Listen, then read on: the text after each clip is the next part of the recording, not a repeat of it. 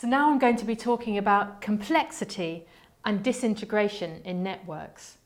As we go around and talk to lots of people in this field of work, they often tell us, you know, it's not working with the clients that's hard. In fact, I love working with the clients. It's working with all those other workers and different agencies that gather around young people or clients that's really, really difficult. We sometimes say multi-agency networking isn't rocket science. It's much harder than that.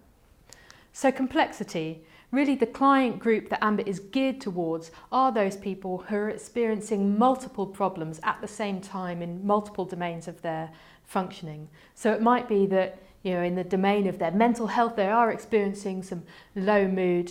They might have some difficult histories of abuse and neglect. They're also using substances. They're on the edge of or experiencing sexual exploitation. They might be involved in gangs.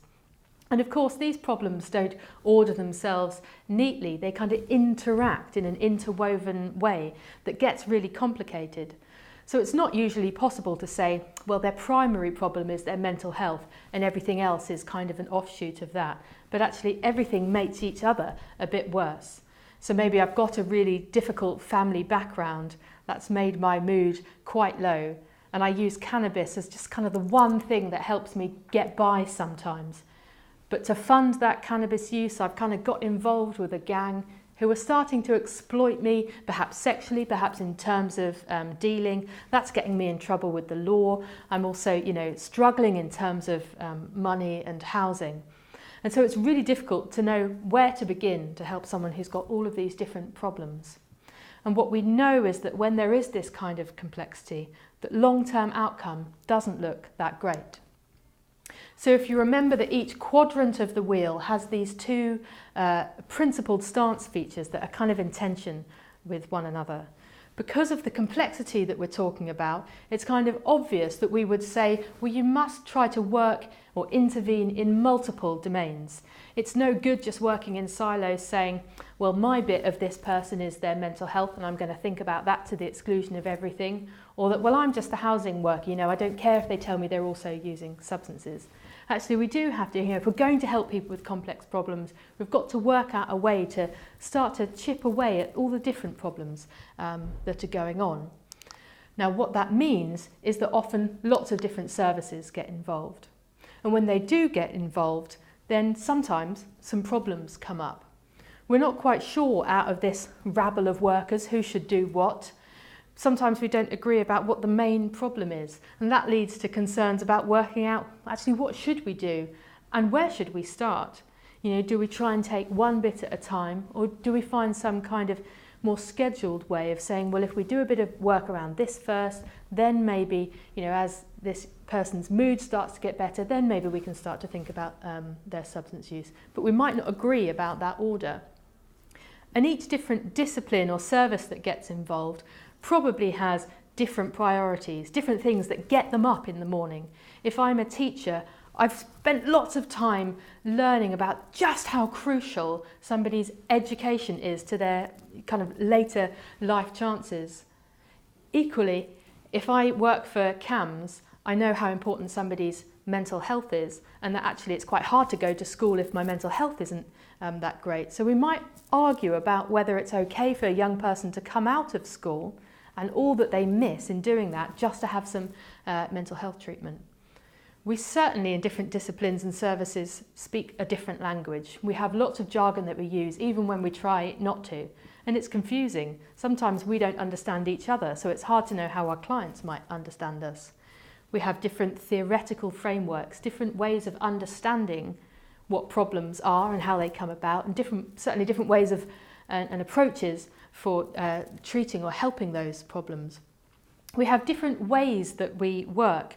One service might have a very relaxed attitude to using text messaging and maybe even Facebook for communicating with young people. For another service, that might seem very unboundaried and not the way that they do things. And of course, those might be two services that are seeing the same client. So what we think this creates is, and we use the term disintegration, that networks become disintegrated. And that's not a criticism of the status quo. We'd say it's inevitable. When you've got lots and lots of people involved that come from different backgrounds, things will get disintegrated. And 99.9% of the time, our efforts are well-intentioned. There's a few bits of poor practice out there, but most of us don't go into work each day going, oh, I think I'll try and really mess up this person's system of care. We're all trying to do our bit to the best of our ability in an attempt to help the client as much as we can. But sometimes when we all do that at once and we create this disintegration, at best we can create an experience of care for clients that's confusing, baffling, maybe quite frustrating. At worst, actually, we can create quite an unpleasant experience of help that sometimes makes things worse, not better, or can lead clients to say, do you know what, just forget the lot of you, professional help isn't helpful, it's just confusing and frustrating. So therefore, the other stance that's kind of in tension with this idea of working in multiple domains is this idea of needing to address disintegration and trying to support integration within networks. And we're going to have some other video talking about how workers might start to do that, whoever they are within the professional network, whether they've sort of got a role as lead professional that might help them to do that a little bit. So where does this disintegration come from? It's just helpful to think about some of the processes that go on that contribute to it. So there's definitely can be conflict between services or conflict between different disciplines, some of which is quite historical and we can't quite remember why we don't like that service very much, but we don't like them and we think we're the better service. Sometimes it's much more explicit than that actually right now we're directly competing for a particular bid for a new service. So we're kind of competitors, even though we're trying to collaborate around this particular client. Sometimes there's age-old rivalries between services. Certainly we can believe that kind of we're the protectors of this client and we sort of need to protect them from all the other awful services out there. There can be policy contradictions that, at one team's whole reason for being, what they're measured against, what they're paid to do is to keep young people out of care. You might have another service working with a young person who's thinking, do you know what? It's not that great, but it might be that the best thing for them right now would be to go into care. And therefore, you've kind of got this contradiction. We have different financial constraints, which can make it really difficult for us to work well together. And then finally, and we think this one's really important and definitely something that we can do something about, both as individuals, services and networks, are these false beliefs or mythologies that arise about other services. And there's lots of reasons that those come about. One is that we get biased feedback about other services from our clients.